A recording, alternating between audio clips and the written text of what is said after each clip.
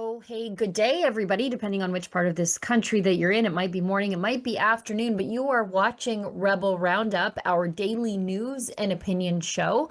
I am your mostly regular host, Sheila Gunn Reid. Today, I'm joined by my Thursday co-host, my friend, colleague, Tamara Ugolini in Cobourg, Ontario. Tamara, how's it going?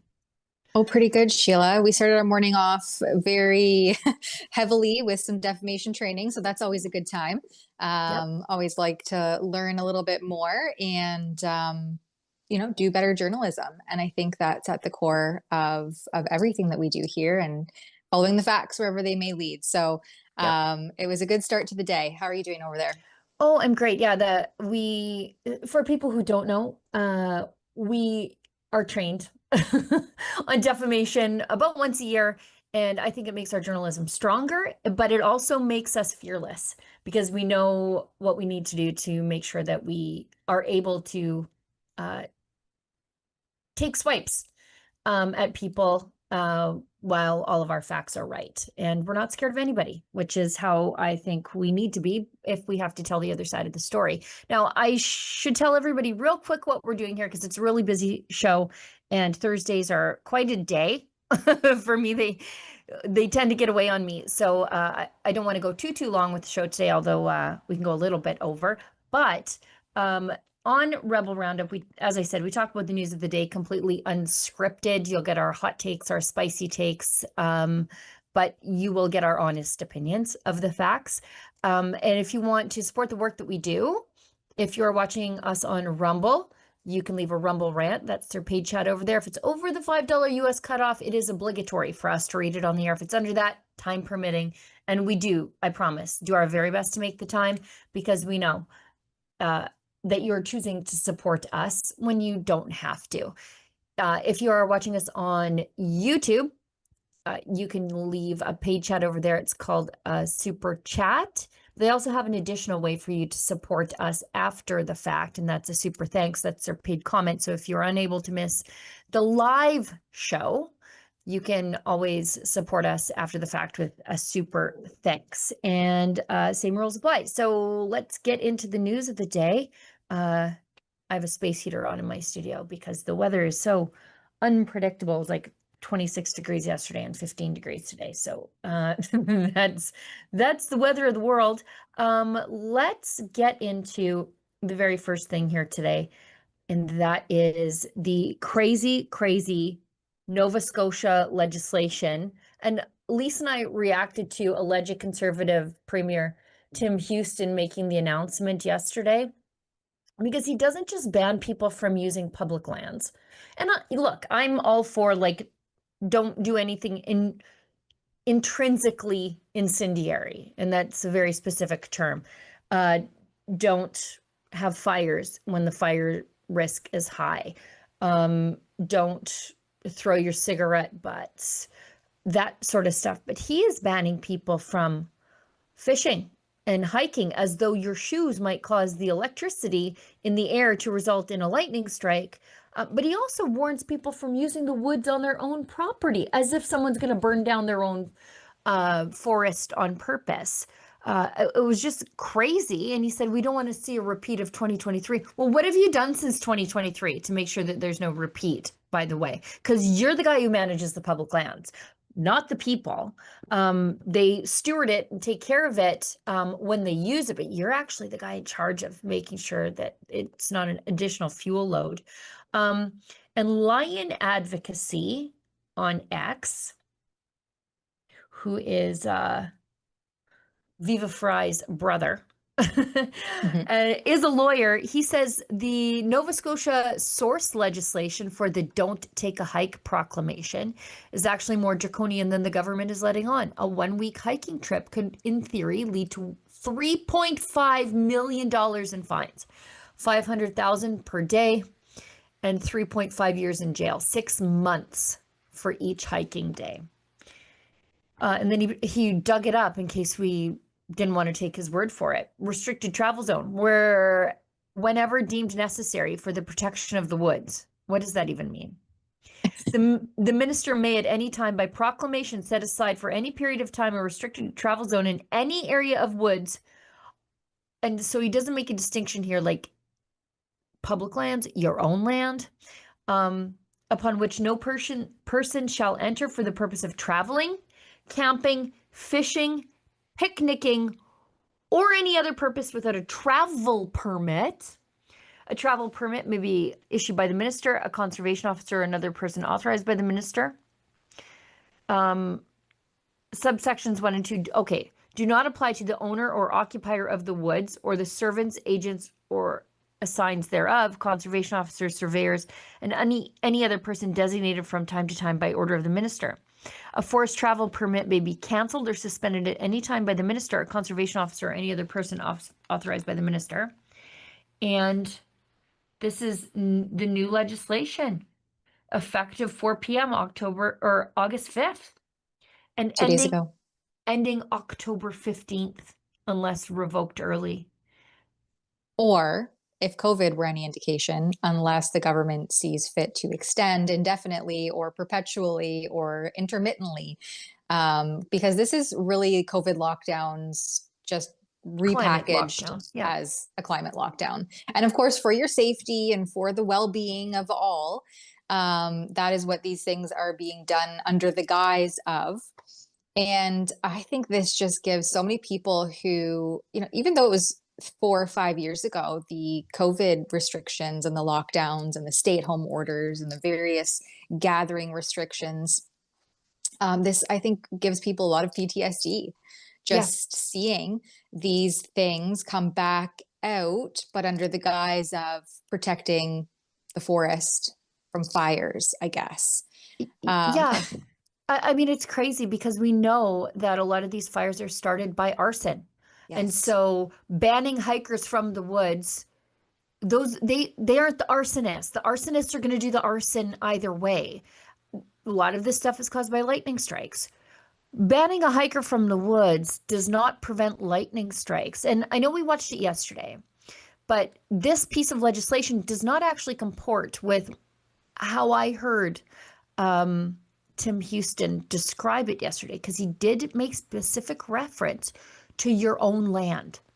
And so can we, I know I'm sort of putting you on the spot, Olivia, can we bring that up? Because I was like, I live in the woods. Like I live in the middle of a hayfield, and then off to the west of my hayfield, woods. Like I live quite literally where the grasslands crash into the boreal forest, and I'm happy about that. No politician is going to keep me out of my own woods. I have trails cut in there. The kids ride their quads in the trails. If there's a high fire risk, of course, that we don't have the ATVs out to burn down our own property. But let's just listen to this, because maybe I heard it wrong yesterday, but I remember hearing absolutely crazy advice from Tim Houston, thinking he could tell people to stay out of their own trees. Effective 4 p.m. today, we're telling Nova Scotians, stay out of the woods. We are restricting travel and activities that really aren't necessary for most of us. Hiking, camping, fishing, and the use of vehicles in the woods are not permitted. Trail systems through woods are off limits. Camping is allowed, but only in official campgrounds. The fine for violating any of these bans is the same as the fine for the ban on burning, $25,000. And if you're a smoker, for God's sakes, be mindful of where you're butting your butt out. If you don't, and you cause a fire, we will hold you accountable. So what does this mean if you have a home or cottage surrounded by a wooded area? We strongly encourage you to stay out of those woods, regardless of where they are. Please don't do anything that could unnecessarily put you, your family, or your neighbors at risk. This situation sucks. Summer is one of the best times in Nova Scotia, and we all look forward to getting outdoors and enjoying our scenic beauty that surrounds us. I get that, and I'm right there with you as Nova Scotians. But you can still go to the beach. In fact, that's a great place to be on these hot, dry days. Just no bonfires. Unless you have to go through the bushes. If there's a short trail to get from point A to point B, like from the parking to the beach or to the lake to fish, that's fine. But that's it. No heading into the woods to spend time there. I know it's inconvenient. I know it's the height of summer vacation and people want to do all the activities that we so much enjoy in our great outdoors. We have a beautiful province. I know everybody wants to enjoy I it, think that's enough. but we have to Yeah. stay out of the woods. So I did hear right. He said if your house is surrounded by woods, also stay out of those woods. Now, I don't think he can't fine you according to his legislation, but he didn't make that clear in his announcement. And then he says, like, if there's a short trail, like, you know, like for 50 meters from the parking lot to the lake to go fishing, you can do that. But he also banned fishing. So I don't think he even knows what he's saying. Yeah, typical politic speak. And he says, like, I know this isn't convenient. This is inconvenient. It's not just inconvenient. This is draconian nanny state This is back in crazy. action after suffering through 2 years, 2020 into 2021, and a little bit even into 2022. I mean, some of the COVID era mandates still persist to this day. So this is just more of the same from the same governments who, you know, claim to be, we're all in this together. And I like that actually Daniel Freiheit of Lion Advocacy, he points out in that string of tweets, I think it's, or posts, I should say, I think it's the third one down. He says, well, the Crown would never pursue such absurd charges for a 1-week hike, would they? Checks notes, double checks 7-year custodial sentence Right. being sought for leech/barber mischief trial, the longest mischief trial in Canada's history, I might add. I mean, okay, maybe the Crown would seek it, but they'd never get it. Then he says, Canada, people, Canada. So, like, don't hold your breath, because Yeah. what the government wants, they will get. And I think, I don't remember where else I saw it. I saw pastors taken away in handcuffs by the government of the premier that made it part of Canada's official foreign policy to defend people against religious persecution at the hands of the state. For example, I don't think Jason Kenney can go to China, given his strong condemnation when he was in Harper's cabinet over the treatment of Uyghurs and Christians by the Chinese government. And yet, first opportunity he got in Alberta, he was like, yeah, close the churches, take away Pastor James Coates in handcuffs. So yeah, let us not forget the lessons of the last 5 years. Exactly. Well, and people are like, oh, well, isn't this a charter violation, right? Because we're supposed to have freedom of mobility and assembly and all these things, but not if COVID, again, taught us anything, not if they want to invoke that reasonable clause that justifies restricting all of your previously held and thought that we had indefinitely chartered rights. So no, this is not necessarily a charter violation, because they can just justify it and use your tax dollars to do so. So either way, Canadians pay. People can say, like, oh, this is a violation of my Section 6 charter right. That's your freedom of mobility. And that is indeed true.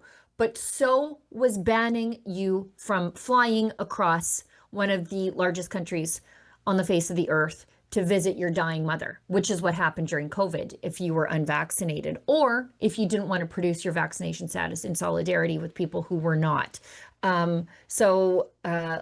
We can say these things are charter rights violations all they want, but they will impose them, and then they might be overturned after the fact, as is the case with the Emergencies Act, right? Like the Emergencies Act, we all knew it was unconstitutional, the use of it against peaceful protesters in the nation's capital, but that was not determined until after people's bank accounts were seized and peaceful protesters were arrested or taken out of town and left by police in -40 with no jackets.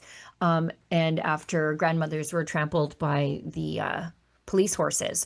So, you know, by the time we figure out that this is unconstitutional, it'll be November, you know. Or of next year, or 3 years from now. Yeah. And, you know, taking out of the COVID playbook once again, the Ministry of Natural Resources has put out a post calling people to snitch on their neighbors. If you see something that looks like a violation of the burn ban or woods restrictions, please report it to us by calling, and there's their number. And please remember that some people will have travel permits to go into the woods, primarily to work. So yeah, just promoting that Travel climate of snitching on your neighbors, but also being like, only rat on them cautiously, because some of them may have applied for our absurd travel permit to go into the woods. Like, this is just next level. You know, as we say, climate lockdowns. COVID 2.0 was the test grounds for the next phase, which I argue is this here and now. Also, none of this makes sense. So if you have to go into the woods for work, let's say you work in forestry, I would say that forestry is less intrinsically safe, it's a industry term, than fishing, because in these high fuel load areas, this is one of the things we learned about Jasper, is that the federal government let the park get so dry and the fuel load so high that they were worried that mechanical clearing would ignite the forest, like going in there with chainsaws and logging equipment and dozers to clear the forest would cause a spark that would ignite the forest. So Tim Houston's nonsense doesn't make any sense to me, because if it's so dangerous that someone can't go there and cast a reel, then how could you allow logging activity in the forest also? Is he banning logging? Do you people know, is he doing that? Let me know in the comments if he's doing that, because at least that would be consistent. Like, look, I don't want that done, but at least it would be consistent. And I just think this is, governments love the taste of power. And we knew that they wouldn't want to just forget all the lessons they learned during COVID. You can get people to snitch on other people. You can ban people from traveling. You can control them and everything that they do and lock them indoors. And here we are doing it all over again, just different reason.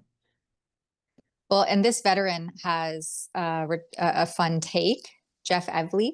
Yeah. He took to X to post a little, I don't know if we'll play all of it, but it's about a 2.5-minute video breaking down the woods ban because it causes fire. And he says, here's how it works. They put up caution tape. Hey everybody, Jeff Evely here. I'm in Petersfield Provincial Park in the most tyrannical province of Canada, which is Nova Scotia, with my fuzzy friend Axel, where we walk pretty much every single morning. And here you can see that this area is taped off because that trail is the woods. But this area is not taped off because that's not the woods. This area is taped off because that's the woods, and there is a sign here that says trail closed due to extreme fire hazard. So that is the woods. This area is not the woods. This area is the woods. Exactly. This area is not the woods. This area is the woods. This area is not the woods. This area is the woods. This area is not the woods. Oh my gosh. So yeah, it's basically just 2.5 minutes of pointing out the absolute nonsensical nature of this ridiculous new legislation.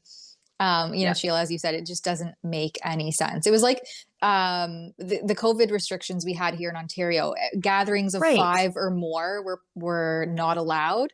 And I remember going out with my family, and there was 6 of us, and you know, we all live in the same household, but because we were over that 5 or more person threshold, we had the police called on us. This was like very early days, like beginning of April 2020. We went to the local pebble beach to throw rocks into the water because there was quite literally nothing else to do. They also closed the forests and all of the like public outdoor spaces. And so we went down to this small little like hidden tucked away beach to throw rocks in the water with my kids who have been cooped up inside for almost a month, and which was, I guess, for their health. And someone called the police because we had 6 people outside during a restriction order of 5 people only 5 people or less were allowed to be outdoors gathering in a group. And it was like absolutely absurd. And we all lived together. So it's like, we're allowed to congregate inside when we live in the house, but we're not allowed to come outside and stretch and get some fresh air. And then this is supposed to be for our health and safety. These are the things that the government does that just don't make sense at all. And then they promote you to snitch on your neighbors when they're like, wait a minute, this doesn't make sense, so I'm not going to abide by this. And then you get your snitch lines, and that become overrun with these Karens who become so empowered by the fact that they can like do their part, and it's like this moral superiority that they feel. And then the police can no longer, respond to actual crime because they're having someone who's walking on the edge of a restricted forest, but that's because it butt up with the other forest that wasn't restricted. It just doesn't make any sense. Yeah, I mean, they exactly did this during COVID, and I remember the Alberta government complained about it. Like, it was so bad that Jason Kenney's government complained about it. The national parks closed.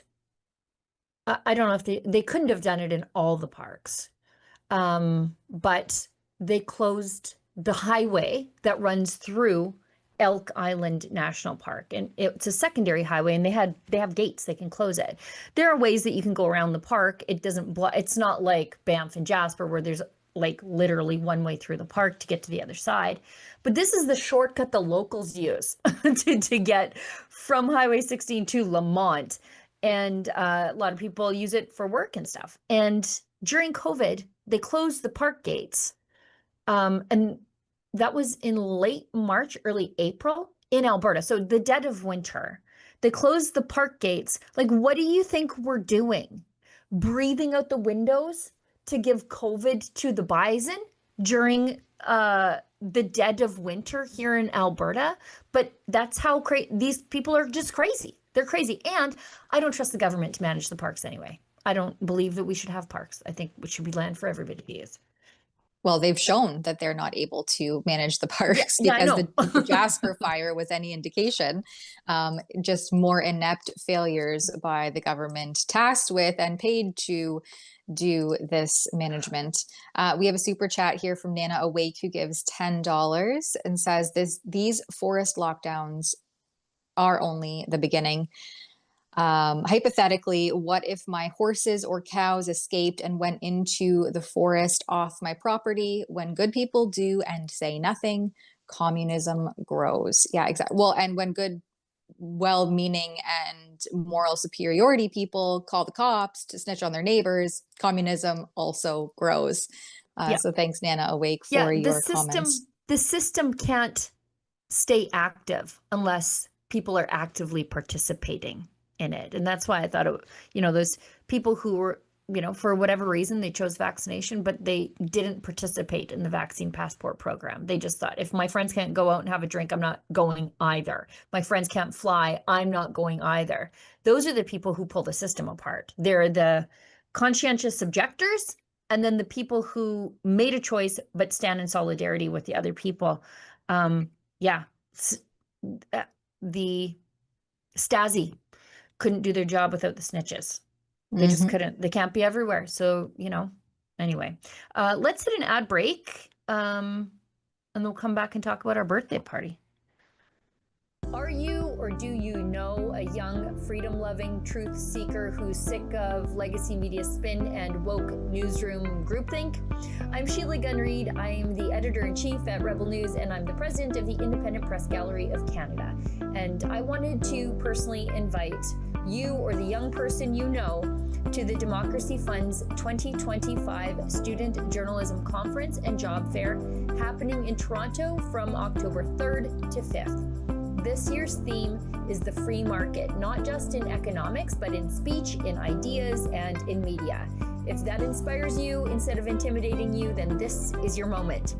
Over 3 packed days, successful applicants will get hands-on training in modern journalism with a focus on digital platforms, storytelling, and civil liberties reporting. You'll attend interactive sessions complete with real-time group assignments graded by senior journalists to compete for a grand prize. It's all expenses paid, flights, accommodations, and meals fully covered. This is a professional grade experience for aspiring journalists with guts and grit. We're looking for Canadians or permanent residents or work permit holders age 18 to 30 who demonstrate ambition, integrity, and a commitment to free speech and truth-telling.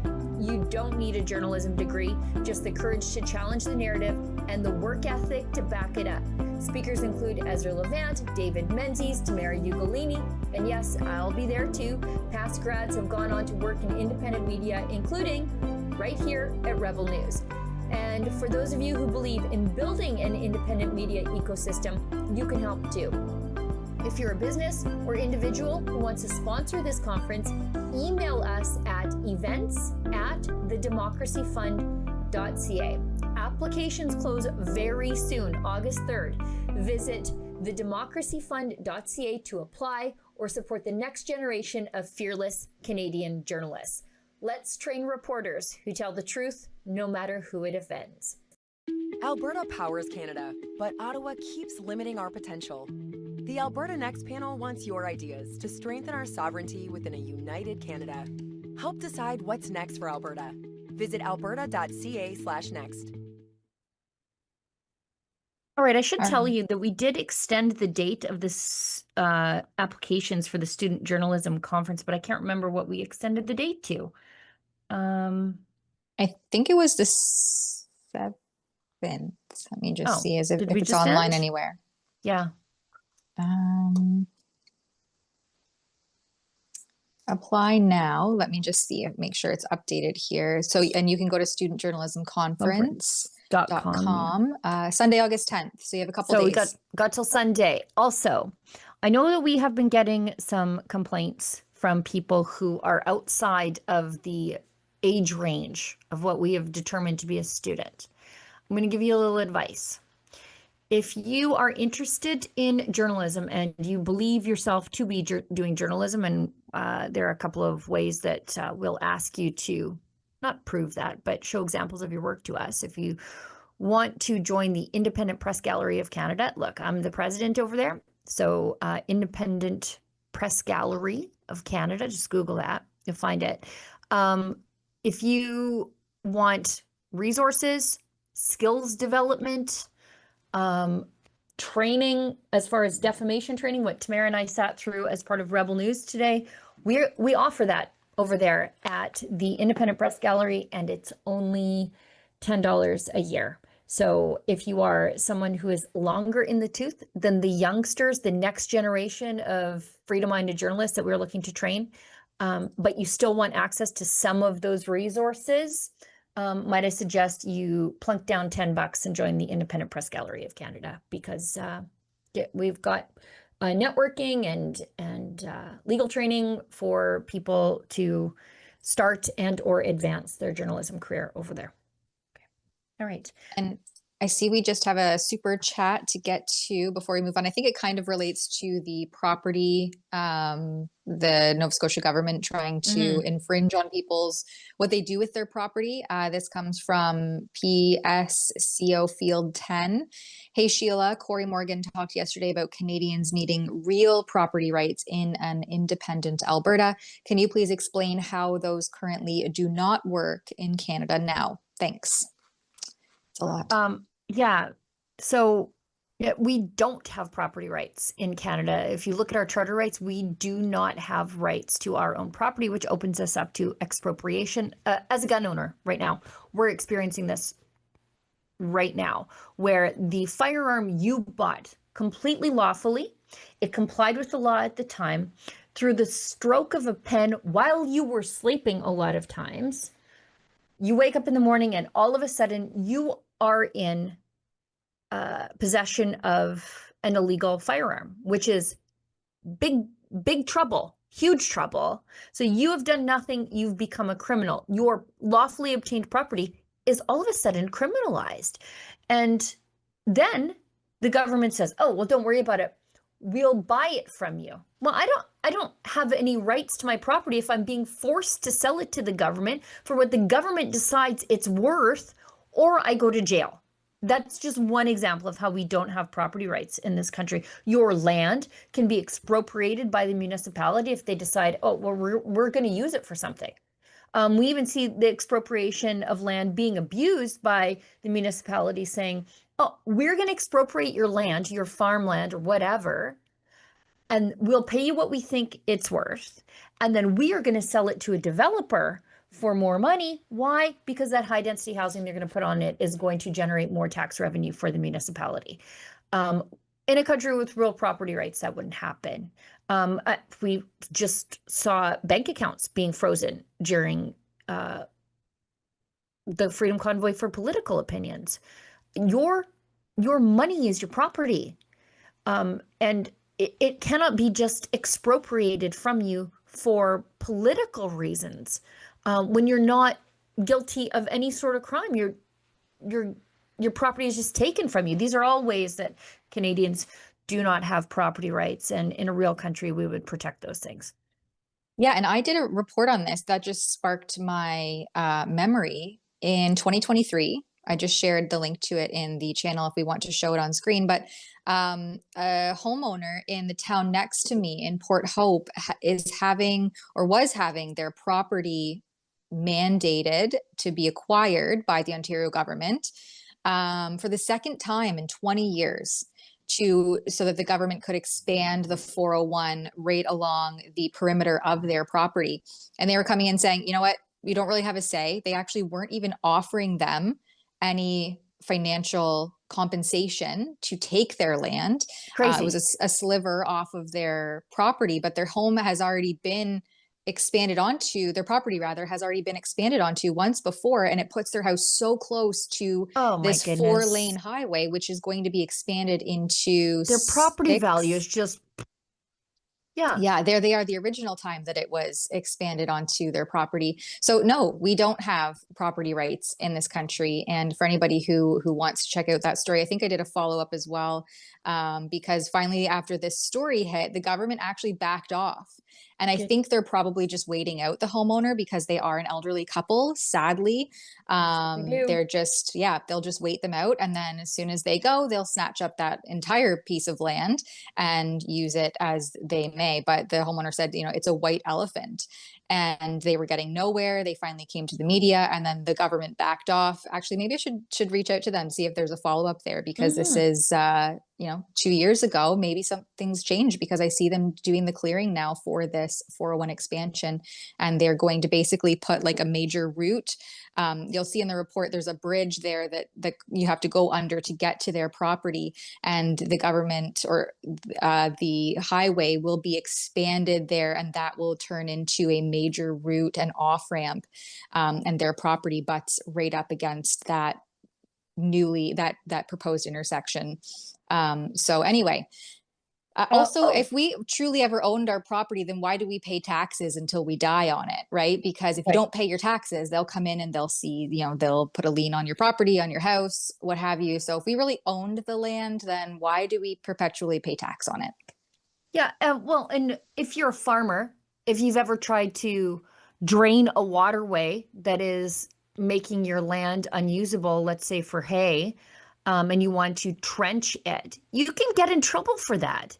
So the laws in this country say that you can use the water on your own land, but you don't actually own the water, and you're not able to really, you don't have ownership of the water itself. You don't have the ability to impede public access to navigable waterways, and the government can declare anything navigable, even a seasonal runoff stream. If people want to just come onto your land to use the seasonal stream, and the government has decided that it's navigable, you can't stop them. The government water inspectors can just wander around all over your property all the time. In a real country with real property rights, that stuff wouldn't go on. Yeah, that's what was happening to this property owner too. The government, like the surveyors, were just coming onto his property unannounced, without even asking, staking it and doing various surveying, and he was really frustrated and had really gotten nowhere. And then of course that's where media comes in.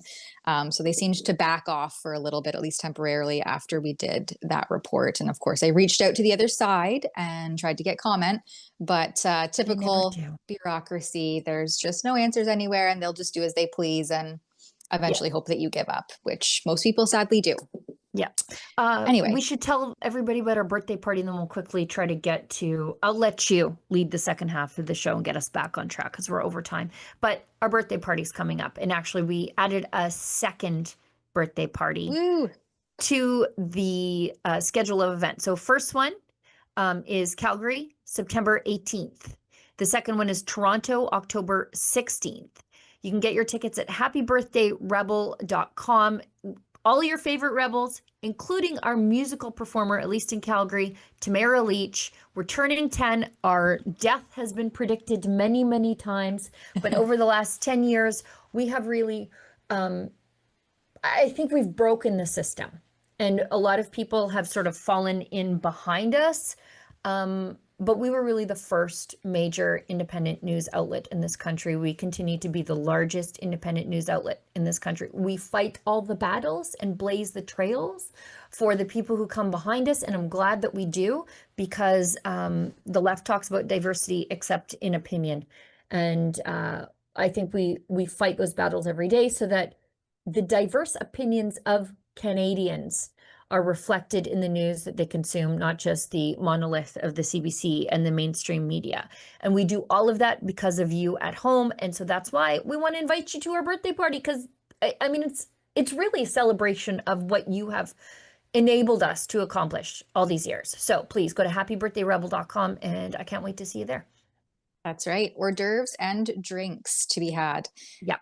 All right. So moving along, we have allegedly progressive conservative. He just has to put heavy on the progressive. Yeah, heavy on the progressive, questionably conservative. Premier of Ontario, Doug Ford, has announced that just today, Ontario, Alberta, and Saskatchewan took the next step toward building new cross-Canada pipelines that will protect our energy security and apparently secure tens of thousands of jobs for Canadian workers. Of course, all of this is because of Trump.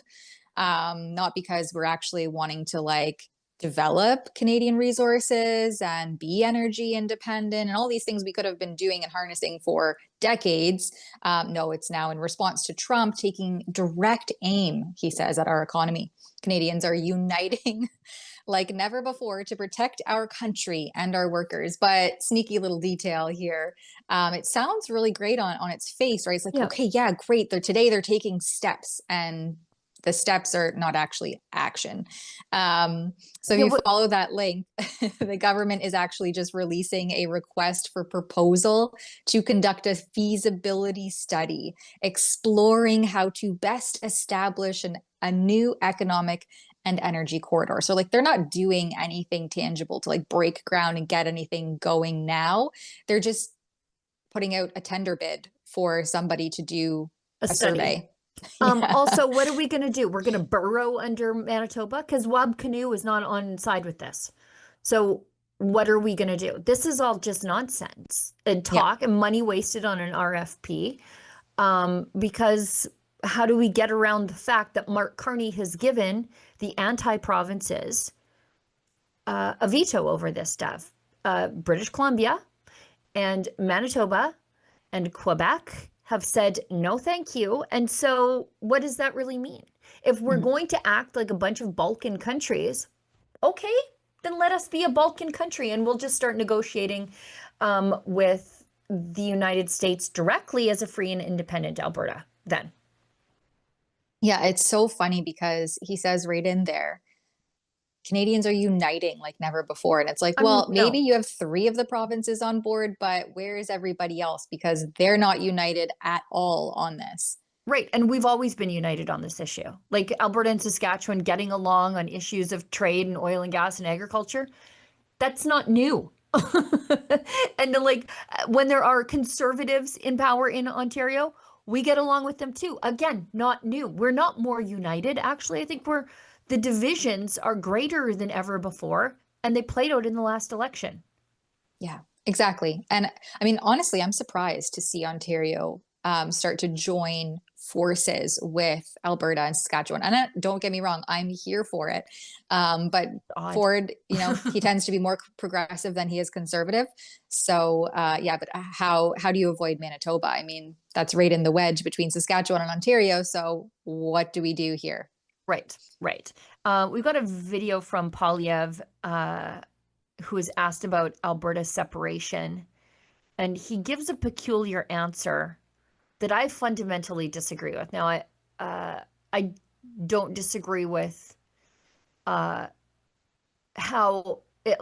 Okay, I'll explain. You watch, and I'll tell you why I disagree with this. Introducing the Canadian Sovereignty Act today, how often are you encountering Alberta separatism sentiment through the campaign, Constant. and what have those conversations been like? Well, I'm loving the campaign. I'm having a lot of fun, actually. I love the people of Battle River Crowfoot. They are the people who feed power and protect our country, feed through the great ranchers and farmers, power through the incredible oil and gas industry, most of all the Hardisty tank farm, which moves $90 billion of energy products. That's more than the GDP of many countries, and this is a town of about 600 people. And of course, it protects our country with the people, the great men and women who serve at CFB Wainwright. So I'm having a lot of fun. I'm meeting a lot of people who are very angry about the way that the federal government has abused and mistreated Alberta. And what they're saying is the era of pay up and shut up has got to come to an end. Alberta deserves a better deal within Canada. And one of the ways we make that happen, one of the ways we unite our country, is to produce our resources. The oil and gas workers who are suffering, living in very tough conditions right now because there's just not enough work, despite the global oil boom, all they want is to get a job where they can go and make the whole country richer. So, you know, I met a guy the other day, he's an oil and gas worker, he was doing very well up until about 10 years ago. Now he's got to split a mobile home with a friend. He's in his 40s or 50s, and he can't afford his own place, and it's because there's just not enough work. All of this is the direct result of the federal government banning oil and gas production through C-69, C-48, the energy cap, the industrial carbon tax, and we could go on and on and on. If you unlock the power of the energy sector to make all Canadians richer, I can tell you Albertans will be more than happy to continue to contribute to this country, and it would be the greatest thing we could do to unite all Canadians. Thank you. Okay. Now, the points he raises are true about the reasons that Albertans are disgruntled. Like, our gruntles have left the building. We don't have them anymore. We have been disabused of any of our gruntles. But I disagree with the statement that Albertans want to make all of Canada rich. We're done with that. We have paid more than our fair share into the Confederation for absolutely nothing in return but abuse. So to say, oh, we just want to make everybody rich, you just have to get out of our way and let us, I think we're over that. That was maybe a 10-year ago, 5-year ago, maybe even 3-year ago idea of what was the Alberta mindset. I believe it has drastically shifted since then. And I find it interesting that Poilievre forgot to mention that besides I drove through Hardisty on the weekend, by the way, and it is true, little tiny town of 600 people, and it is just beautiful tank farms. You just think about just the economic wealth flowing through that town. And that was supposed to be actually the genesis of the Keystone XL pipeline that we just can't manage to get done. But yeah, we don't want to make all of Canada rich anymore. And he forgot to mention that Battle River Crowfoot is coal country. And we're not allowed to use that coal, thanks to the NDP colluding with the Trudeau government to shut down our coal resources. That is, I mean, it's billions and billions and billions of dollars being left in the ground in these communities. Good jobs being phased out, and he's not even talking about that. And I think that is also outrageous, and it fosters our anger. Yeah, and just to hit on the other headliner here too, people are saying, you know, Poilievre needs to just focus his efforts on immigration, because without that being reined in pretty much immediately, or, you know, several months or 2 years, 3 years ago, none of the other stuff matters. And you know, so we did have this other video to share to show that he plans to put forward this massive omnibus vote to repeal almost all of these liberal anti-business laws, including pipeline bans, gas vehicle bans, etc. People are saying that doesn't matter because he needs to focus on immigration. And so I see immigration is an anti-business policy at this point. Immigration is an anti-business policy. It is hurting young Canadians. It's the people who are trying to get those entry-level jobs. Those are the people being hurt. So we have a generation of people not being able to get work experience because we are importing an underclass that drives our wages down. And that has to be dealt with. Exactly. And we have this clip here that just came in from Poilievre saying that Canada actually needs negative levels of immigration for the next few years. Perfect. Yeah. This is what we're talking about. Yeah. Thanks for taking my question, Cian with Juno News. I'd like to ask about immigration. Yes. Nigel Farage in the United Kingdom has been quite popular recently. He might even be Prime Minister if an election was held today, with his plan to deport illegal migrants across the Channel. Donald Trump, same thing. He just launched a father-son recruitment campaign for ICE. It seems like the entire Western world, including the Liberals, have realized that out-of-control immigration is a problem, but Canada's the only country without a solution to fix it. And you don't have sovereignty without control of the borders. So I'm wondering what your plan is to fix it and get illegal migrants out of this country.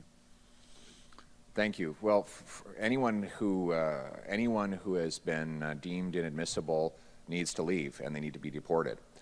Anyone who commits a crime while they're in Canada, they need to be immediately detained, and when their detention is complete, they need to be deported from the country. We need to track down the roughly 600 criminals that the Liberals have lost track of. That means using all our security agencies to find out where they are, to locate them, arrest them, put them on planes, get them out of Canada. We need to make it clear that anyone who commits a hate crime or an act of violence against an identifiable group should be, that is not a citizen and not a permanent resident, needs to be deported from this country. We need to get rid of the incentives for people to come here that are not real refugees. So we need a review of all the benefits that go to people who come as asylum claimants, to make sure they're not getting more benefits than Canadian taxpayers get. And those that arrive last should be their cases should be treated first, so that they know that they'll be leaving quickly. That will get the message back to the country of origin that if you come to Canada and you're not a real refugee, your case will be heard in a few weeks and you'll be back in your own country. That would, right now, there's the opposite incentive. People who are not real refugees come into Canada and they say, well, even if I'm rejected, I'll have 7 or 8 years of appeal, during which time they get all kinds of benefits. Married. It's very clear that the benefits wouldn't be there, exactly. that they would be sent back within a couple of weeks. They wouldn't come in the first place. We need to secure our borders to stop the crossings. And more broadly on immigration, we need to bring way down the numbers of international students, of temporary foreign workers, that are flooding our markets with low-wage labor. The big corporations love it because they can drive down wages for Canadian youth who are facing unprecedented unemployment. The temporary foreign worker program was not meant to drive down wages. It was meant to fill jobs that Canadians could not or would not do, particularly in agriculture. Now it's just become a full-purpose thing that Starbucks or anyone else can use to drive wages down. If they're having a hard time getting Canadian youth working, what they need to do is raise wages. So we need to cut back on the temporary foreign worker program.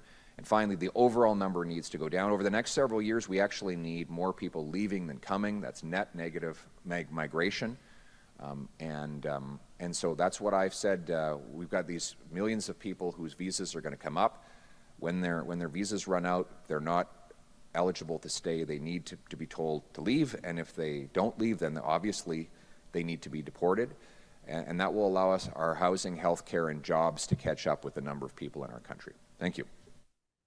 Yeah, that is just so on point for all of the things that are needed right now to address this really like this societal collapse that is just looming if this continues on the trajectory that it has been, and get this next generation entering the workforce back to having some opportunity in the country that they were born and raised in.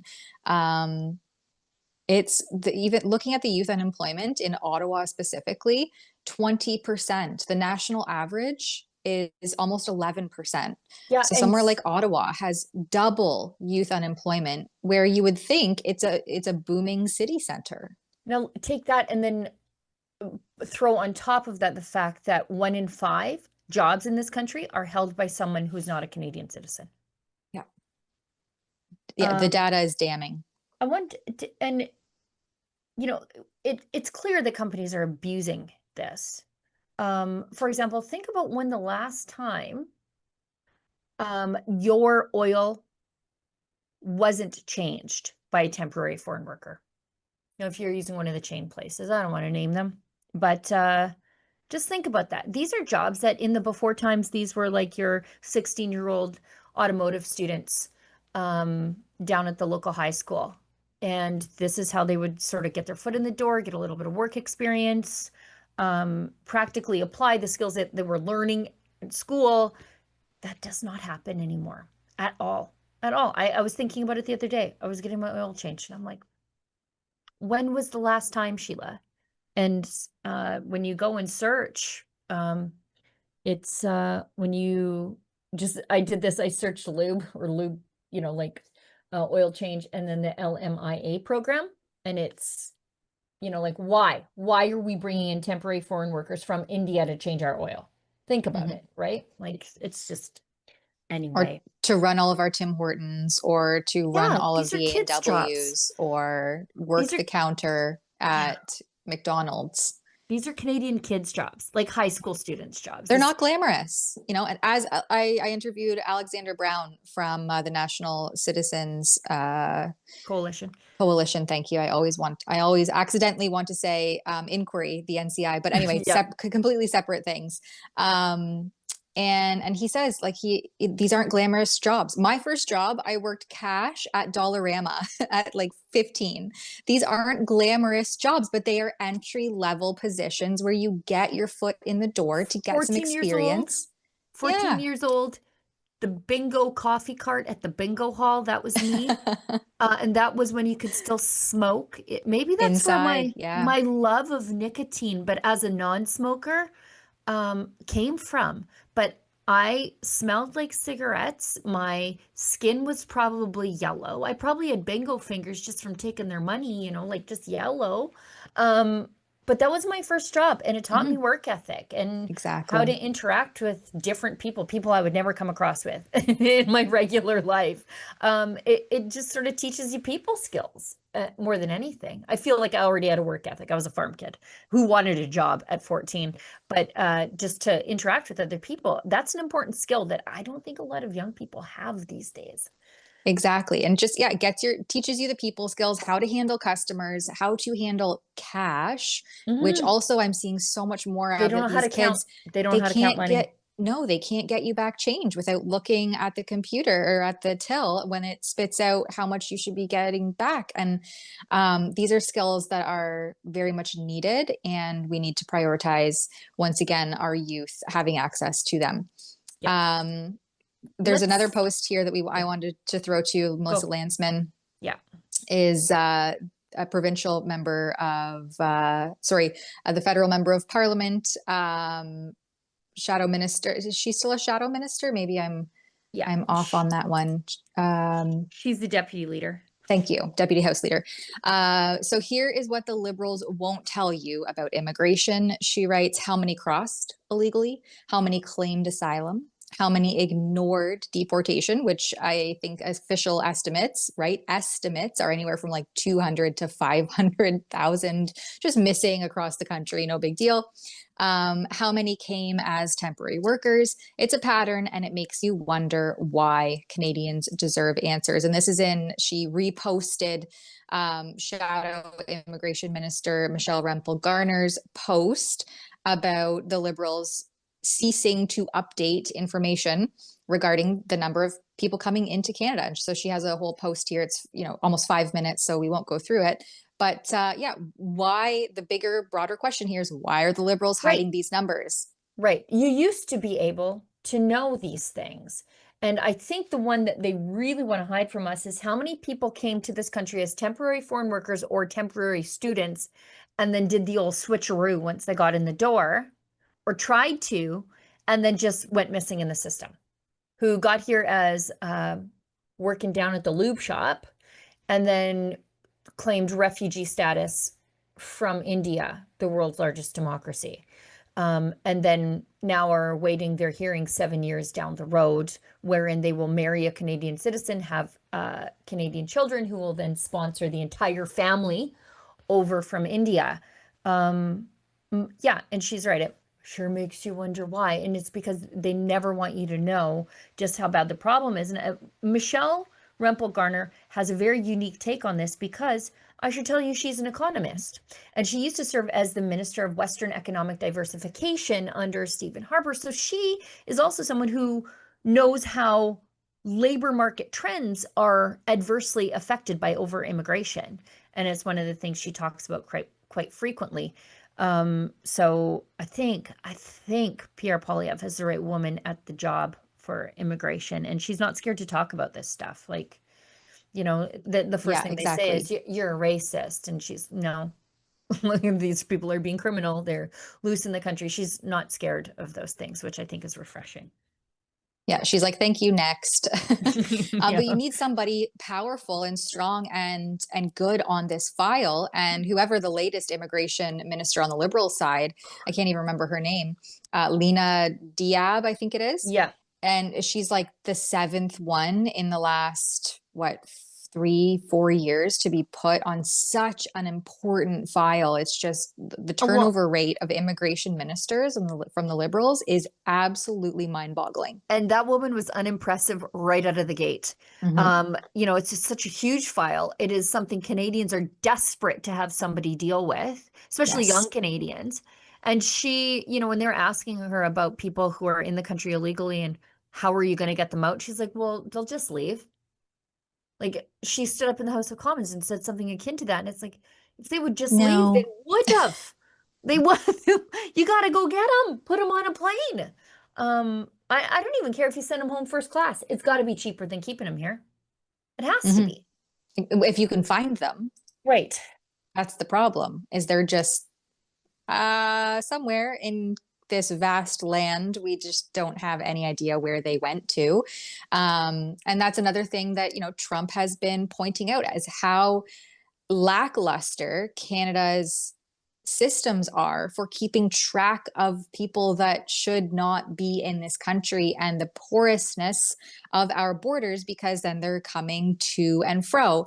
And there's a story just posted yesterday that the LaSalle police caught a man trying to enter Canada from the US by kayak, because there's just so many different routes that you can take to come to and from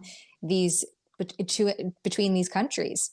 One of their officers made an unexpected discovery early Wednesday morning, finding a man from the US. And it was like accidental how they found him.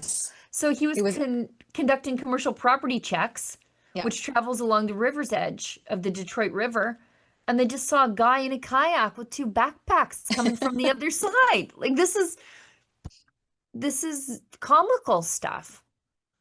Yeah. And so much for the enhanced border security, when you're just stumbling upon people crossing illegally. And if, Alexa Lavoie and Lincoln Jay's reporting out there in the Quebec border were any indication, I mean, the RCMP quite literally got stuck in a ditch Yeah. while they're supposed to be surveying the border crossing. They have the same cameras that Lincoln and Alexa Yes. put up, right? So where's the action? Okay, we have all this, we're taking pictures, we're surveilling the area. Well, what are you doing with it? Well, Right? If and you can see the same stuff we can, where is the action? and here's the thing. I don't think we should put as much of this on the RCMP as maybe we do, because I think they are apprehending them, but they're being told to release them into the country by immigration officials. Right. So I think that, like, if they are apprehending him, and I mean, they caught this guy in a backpack in a kayak. So, I mean, but that's just, one example. But I think immigration officials say, okay, well, steps from here, don't detain them, ICE style. Let them go, and we'll give them an immigration hearing, even if they crossed into the country illegally. Like, I don't know what they're supposed to do. Yeah, that's a good point. And until things start to change, and I have my severe doubts under Lena Diab that anything will, it's just more conversations, right? I'll have the border czar. I'll have a report out hopefully later today on look at this, what he's doing. But yeah, but just more conversations. We're having more conversations as people leave A lot on of their talking. own. With this, just this morning, Caledon man. Wait till we hear how Caledon he is. Man charged after almost $25 million worth of suspected cocaine found hidden in a truck at the Canada-US border crossing. That's street value. CBSA caught him arriving from the United States at the Blue Water Bridge port of entry in the community of Point Edward. During inspection of the vehicle's trailer, Border Services officers allegedly located 7 bags containing bricks of suspected cocaine. Onkar Kalsi, 29 of Caledon, Yeah. was subsequently arrested and was transferred to the custody of the RCMP. He's been since charged with importation of cocaine, possession of cocaine for the purposes of trafficking under the Controlled Drugs and Substances Act. Investigation is ongoing. I'd like to know the immigration status of this man. Yeah. I bet he is a temporary foreign worker, because trucking is just filled with temporary foreign workers. Oh, and it's becoming so treacherous out on the highways here in Ontario. The 401, like the amount of accidents and things that you're seeing now, it's actually frightening to get onto the 401 at this point, knowing also the complete racket of truck licensing that happens in this province. Let's get to some of the chats and then Yes. we'll wrap up. We've got one from Cicely Bardowell, who donates just about every single day. We're so grateful for Cicely. She gives us $5. Time for my 2 cents. To my understanding, Pierre's point is if Ottawa respected Alberta and its resources, we wouldn't want to bolt. That may have been true, I would say 5 years ago, but I think we're past that. I think Albertans realize that the system is entirely broken, and there will not always be a government in Ottawa that is conservative and that respects us. And so while we would have a short reprieve, we would go back to the same old, being treated as a colony. But even a colony is better treated than us, because a colony, you want to extract the resources from the colony, but they don't even let us do that. So I get Pierre's point, but I just think it's our mindset has shifted, I think, over the last little bit. Jay Peterson, also a regular donor to the show, regular viewer, $20. Pierre seems to think this is all about us working harder for still nothing. This is about ridiculous federal taxes and equalization, elected and equal Senate, free speech, right to bear arms. This is just a short list. Yeah, there are, I mean, it's not just about letting us harvest our resources. It's more than that. It's not even about finally getting a government that respects us in Ottawa. It's, as I said, it's just a temporary fix to a systemic and structural problem that will always be, unless we have an or else on the table for these people. Yep. And I think that wraps up the super chats. We hit the headliners about We 4 sure minutes did. past the hour. So thanks everybody for joining us for the daily roundup. There will be a team of 2 rebels, actually a panel, I guess, tomorrow. Yes. Same time, 1 to 2 p.m. Eastern. I think it will be David and Drea as your hosts. So join us back again at that time. Thanks everybody behind the scenes who make sure that this stream is available on all our various platforms, all the wording lines up, and all the links are working, because nothing is worse than following a Dead hyperlink links. and finding it to be dead. So thanks again, everyone. See you tomorrow. And in the meantime, stay sharp and make sure that you question everything.